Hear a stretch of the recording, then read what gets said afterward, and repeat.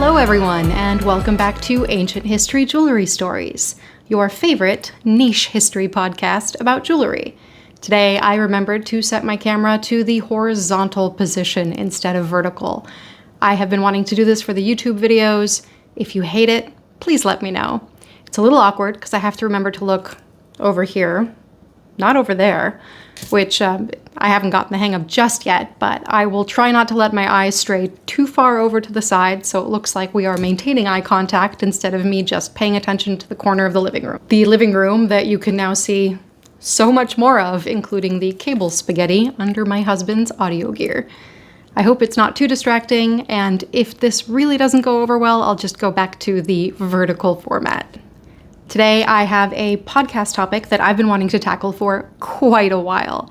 This is a pretty beefy topic. It's something that is going to be split into 2 episodes, so we're going to be covering this all month, and it is the stolen French crown jewels. I am specifically going to be covering 6 of the French crown, well, actually 7 of the French crown jewels, including their whereabouts after they were stolen. And we're going to talk a little bit about the theft itself, but not too much, because honestly, the interesting part isn't who stole them or why. If this is your first time watching or listening, because yes, this is once again a video podcast for everyone who's listening to the audio version, welcome. My name is Melise, and I'm a goldsmith trained in ancient techniques. I have a video and podcast series called Ancient History Jewelry Stories, where I approach history through the lens of jewelry, which I think is one of the most important forms of art that humans can create. It's something humans have been doing since basically the dawn of our shared history. Quite a few of you have joined me on my Patreon since the last episode. A huge thank you to all of you. I am so grateful to everyone who has come and decided to help support me in making this content. As usual, you will be getting a shout out at the end of the episode, although the list is growing longer, which means that it takes me a little longer to get through all the names. What a terrible problem to have. A genuine, heartfelt thank you to everyone who has joined me on Patreon. If you want to join me on Patreon because you enjoy the content I make and you find value in it and you would like to support me in continuing to create it, you can find that at patreon.com/ancienthistoryjewelrystories. And if you're watching on YouTube, there will be a link in the description. If you are listening to just the audio and you'd like to watch the video version of this podcast, you can find it on YouTube and Spotify. On YouTube, you can find me at moonhoney.jewelry, which is also where you can find my shorter format videos. The shorter videos are also available on Instagram and TikTok under moonhoney.jewelry, and you can now find them on Facebook at moonhoneyjewelry. If you're curious about the jewelry that I make, the work that I do using mostly ancient techniques inspired by historical jewelry, you can find that at shopmoonhoney.com. And since we've gotten all of that boring stuff out of the way, we can start with the fun stuff. Just a quick note for everybody who is listening to just the audio version of this. I apologize if you find that there are any abrupt skips in the audio. That is simply something that happens when I edit video. There are more edits and cuts in the video version than there are when I'm recording just pure audio. So I do apologize if it sounds a little bit jumpy. And also, I've stopped giving language warnings, but I've gotten so many people just absolutely shocked that I curse. Yes, I curse. I listened back through this episode. I drop an F-bomb at the end. So if you're someone who clutches their pearls at curse words, or you are listening with young children, be aware, I do curse in this episode.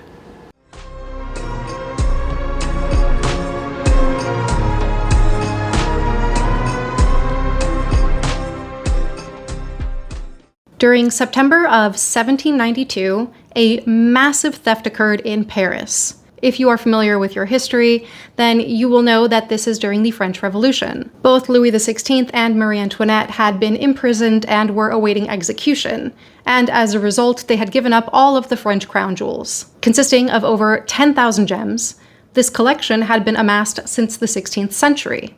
During this time, the gems were being held at the Garde Meublé, which I am most definitely butchering. This translates to the royal treasury.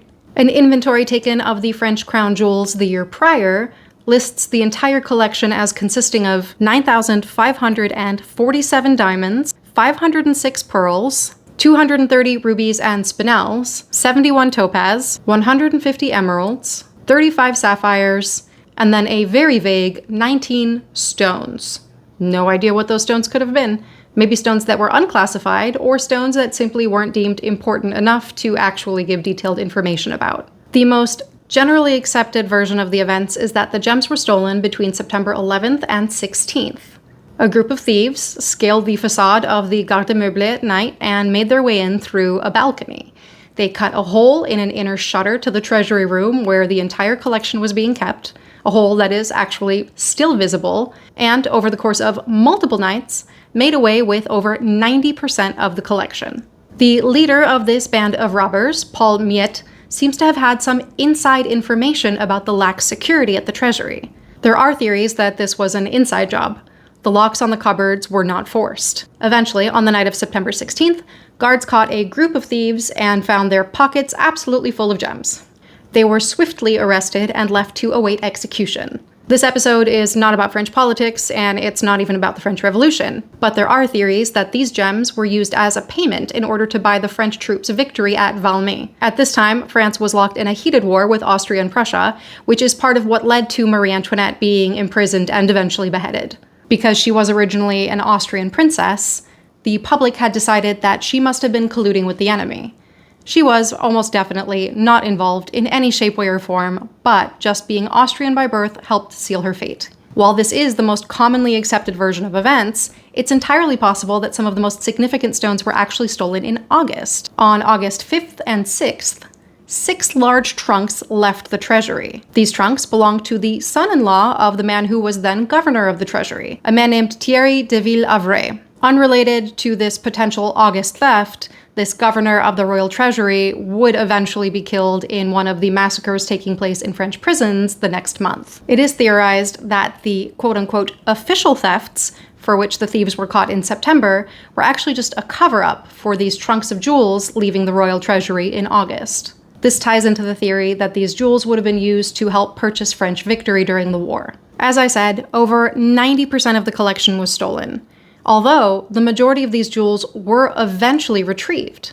Some of them have never been found, but these are generally some much smaller stones, not the more significant pieces in the collection. We're going to be talking about the most important gems that were part of the French crown jewels, how they were found, and what happened to them after they were retrieved. In this episode, I'm going to be talking about the Sancy diamond, the Regent diamond, and the Hortensia diamond.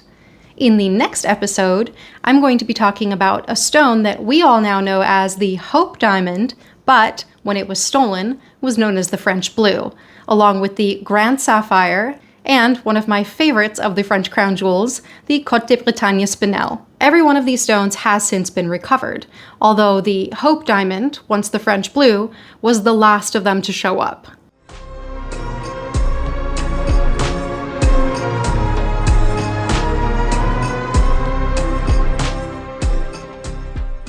Starting with our jewels for this episode, we have the Sancy diamond.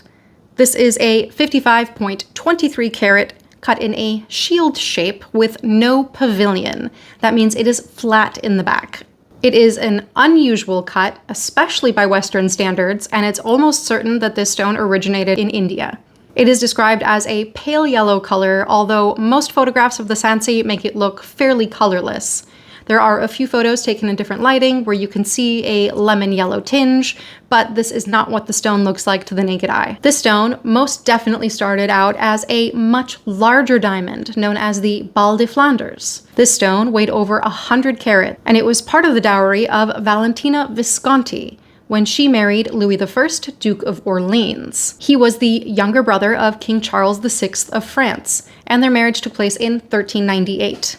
From what I can tell, this is the oldest of the stones in the French crown jewels. It passed hands quite a few times, going to the Duke of Burgundy, then King Manuel I of Portugal, and eventually a man named Nicolas de Harlay, the Seigneur de Sancy, which is where the stone gets its name. Some sources claim that the Sancy diamond is not the Bal de Flanders, but instead a different stone that was bought in what was then Constantinople, now Istanbul. Nicolas de Harlay, the Seigneur de Sancy, was a gem enthusiast, and he would have had the knowledge necessary to make good investments in gemstones and diamonds. He was also the French ambassador to Turkey. From what I can tell, this connection to Constantinople seems to be mostly a myth. It is almost certain that the Sancy diamond was the Bal de Flanders. One of my favorite detours in the Sancy diamond's history is that it was borrowed from Nicolas de Harlay by Henry III in order to decorate his cap. He was swiftly going bald at a fairly young age and took to wearing a hat almost all the time, and decided that a very large pale yellow diamond would be just the thing to hide the fact that he was losing his hair. Henry IV borrowed the diamond in order to use it as collateral to finance his army. It was eventually sold by Nicholas de Harlay when he was hard up for cash, and bought by James VI and I. From there, it was set into a piece of jewelry that is known as the Mirror of Great Britain.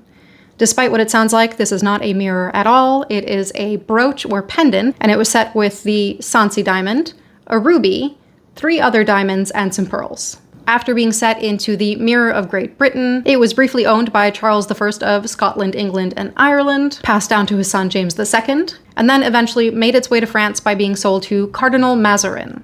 Mazarin bequeathed the diamond to Louis XIV upon his death, and that is how it ended up in the French crown jewels. There's no real juicy information about what Louis XIV might have done with this diamond while he had it in his possession, but we do know that after the theft in 1792, it was found in the collection of Konstantin Rudanovsky in 1828. The Sancy was sold a few more times and then eventually popped up in the Paris Exposition in 1867. It was priced at 1 million francs, doesn't seem to have had a buyer, and then vanished for another 40 years. Eventually, it resurfaced in 1906 when it was bought by William Waldorf Astor.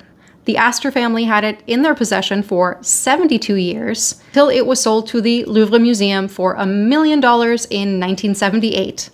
Considering that it was up for sale for $1 million in 1867, it seems like the Louvre got a pretty good deal.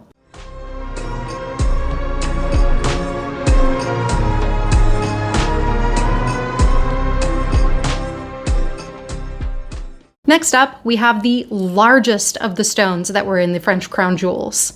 Aptly named the Regent diamond, this stone weighs 140.64 carats. It is named the Regent diamond because it was bought by the Regent of France in the 18th century. This stone, like just about every diamond of its age, was mined in India. Up until the 19th century, almost every single diamond came from India, with a few coming from Brazil after European colonization of the Americas. There's a pretty grisly legend that goes along with the Regent diamond. I am inclined to believe that it's entirely untrue. Usually, these sorts of myths are intended to make the theft of these kinds of stones a little bit more palatable, but this one is probably actually worse than whatever the true story of the diamond's origins are. The legend is that the diamond was discovered by an enslaved man working in the Kollur mines in Golconda, India. This is the source of many famed diamonds. He managed to hide this unbelievably large uncut diamond in an existing leg wound and made his way to a British ship captain. He offered the captain 50% of whatever profits he made from selling the diamond in order to get safe passage out of India, and instead, the ship captain murdered him and took the diamond. Given how large this diamond was after cutting, and how large it would have been before faceting, this story is definitely not true. It would have been impossible for someone to hide such a large diamond in a leg wound. Would a British ship captain have murdered an enslaved Indian man in order to steal a large diamond for himself? Yeah, that part rings pretty true to me, but I don't know that that necessarily happened in the history of the Regent diamond. Whether or not that story is true, the stone was eventually purchased in 1701 by Thomas Pitt, who was the governor of Fort St. George in Chennai, India. He had it sent to London in the heel of his son Robert's shoe. Letters from Pitt indicate that the original size of the stone before cutting was 426 carats. Once again, not something you can just casually hide inside of an existing leg wound. These letters also indicate that the stone was practically flawless, with minimal inclusions and flaws and almost perfect clarity. This is a hallmark of stones from the Golconda mines in India. The process of cutting the stone itself was quite a production. It took 2 years, being cut between 1704 and 1706, and just the cutting of the stone itself cost £5,000. Thomas Pitt attempted to sell this diamond to French royalty for the next decade. Nobody wanted to purchase it until 1717, when he sold it to Philippe II, Duke of Orleans. At the time, he was the regent of France, and he purchased the stone for £135,000. That is the equivalent of £25,940,000 today. In 1722, this enormous diamond was set into the coronation crown for Louis XV. It was set into a new coronation crown for Louis XVI in 1775. And my favorite fact about the Regent, it was used to adorn a hat worn by Marie Antoinette. Much like Henry III, it seems that Marie Antoinette had a taste for incredibly large diamonds on her caps. After its theft in 1792, it was recovered pretty swiftly. It was found in the roof timbers of a Paris attic, along with some of the other more significant stones from the French crown jewels. From here, Napoleon used it to adorn the guard of his sword. Because of course he did. When he was exiled, his wife, Marie-Louise, brought the stone back to Austria, which is where she was from. Eventually, Marie-Louise's father returned the diamond to the French crown jewels. Very nice of him. Eventually, it was mounted into a Greek-style diadem for the Empress Eugenie. This will not be the last time that we hear about Eugenie wearing one of the giant French crown diamonds on her head. It has since been removed from the setting that it was placed in for the Empress, and it resides at the Louvre Museum along with the Sancy diamond, where it can be seen unmounted. It is estimated to be worth about £48 million, but of course a stone like this is truly priceless and it's hard to ascribe a value to it.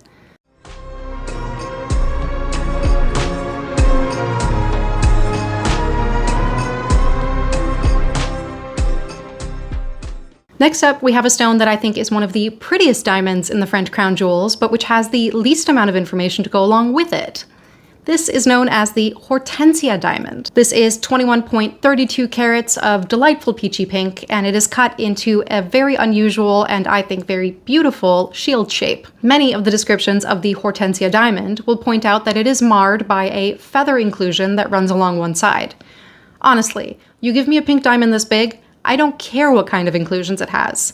In my opinion, this is a very beautiful color for a diamond. Pink diamonds are very rare, and this sort of peachy pink is so easy on the eyes. This stone was purchased by Louis XIV in 1643, and a 1691 inventory lists it as being part of a floret of buttonhole.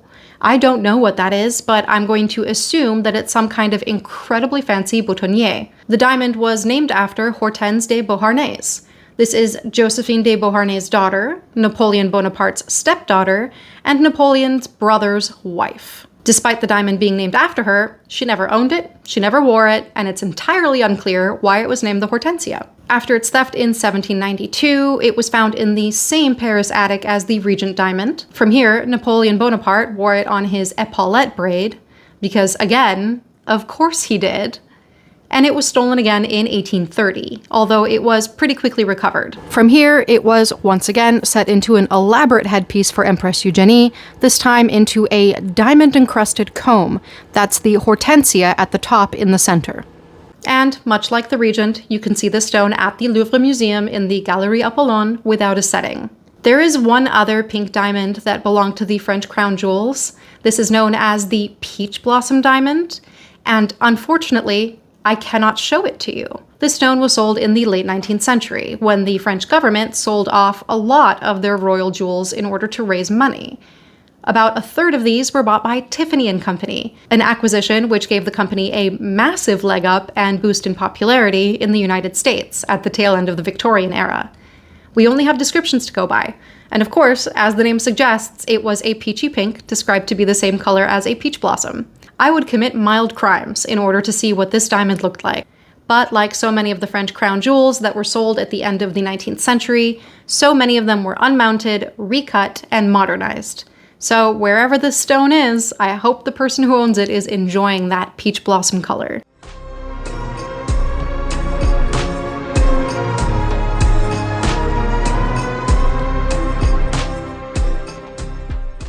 That wraps it up for our first 3 stones from the stolen French crown jewels. 4 if you count the peach blossom, but honestly, if we can't look at it, does it count? The theft of these jewels and the surrounding scandal was just one drop in the bucket during the French Revolution and the Reign of Terror. As we know, Louis XVI and Marie Antoinette would go on to be beheaded. They were the last king and queen of France. Of course, they would not be the last rulers of France, because after this, everybody had to deal with emperors. While we may not be able to see the majority of these beautiful French crown jewels in their original settings, they are stunners. Walking into the Galerie Apollon at the Louvre Museum, you are almost blinded by sparkles. There is just one delightfully glittering stone after the other. It's almost hard to decide what to look at first. And while the French government did sell off a lot of the crown jewels in the late 19th century, the current French government is trying to buy back as many of them as they can. Unfortunately, as I mentioned, the stones that were bought by companies like Tiffany and private collectors were most likely recut, refashioned, reset, and probably hard to trace at this point. On the next episode, we're going to be covering 3 more stones from the French crown jewels. We're going to be talking about the Hope diamond and its trajectory from the Tavernier blue to the French blue to what we now know as the Hope, including my opinion that its current cut is hideous and does the stone no justice. We're going to be talking about the Grand Sapphire, which is a very unusual stone, and one of my absolute favorites, the Côte de Bretagne Spinel, which I can only describe as a gem that looks like a gummy bear in the shape of a dragon. I hope you enjoyed this run-through of 3 of the most important gems in the French crown jewels, and what happened to them before and after they were stolen during the French Revolution. And I do just really love the detail that Henry III thought he could distract everyone from his baldness with a big fucking diamond on his hat. I hope you enjoyed learning about these significant stones in the French crown jewels, and if you have the chance to visit the Louvre Museum, the Galerie d'Apollon is an absolute must. Yes, you might be tired from walking the whole museum, and your feet might be hurting, but it is an absolute must-see. I gave you all of my boring plugs at the beginning of this episode, but I will repeat them again because maybe you have been distracted enough by these shiny diamonds to forget. If you want to watch the rest of my videos, you can find me on Instagram, TikTok, and YouTube under moonhoney.jewelry. You can find me on Facebook as just Moonhoney Jewelry. If you want to see the jewelry that I make using ancient techniques inspired by historical jewels, you can find that at shopmoonhoney.com. If you would like to find some merch for the podcast and the video series, you can go to shopmoonhoney.com and go to the Ancient History Jewelry Stories page. There is a tote bag that says, "The best thing Napoleon ever did was buy Josephine all that jewelry." If you would like to join me on Patreon, you can find that at patreon.com/ancienthistoryjewelrystories. Once again, thank you for listening or watching. Thank you for being here, and I'll see you in 2 weeks for more ancient history jewelry stories. And now, of course, it is time for me to shout out my very much appreciated, incredibly beloved Patreon supporters. Thank you all so much. You are allowing me to continue doing what I love, which of course includes talking at length about diamonds. A huge thank you to Molly, Jason Russ, Uncle Mike, hi Uncle Mike, Susanna Ress, Tiff, Laura Hastings Brownstein, Sarai, Lindsay Breeze, Miranda Schaefer, Anne-Marie Nichols, Rivka McCormack, Dilara Özkardeşler, Kate, Deborah Hansen, Armored Chocobo, Jennifer Moshier, Julie Spradley, Emma J. Makes, Mary Lee, Flying Chef, Liz Bouchette, Aaron Atkinson, Michelle Dunphy, Bree S., Connor, Magda Chope, Catherine Elizabeth, Beth, Stannis Fluoride, Megan Rose Thomas, Mimi Fondren, Bonnie Glass, Colsey Tucker, Mink Rose, Jennifer Crosscree, Amy Radner, and Jennifer Baker.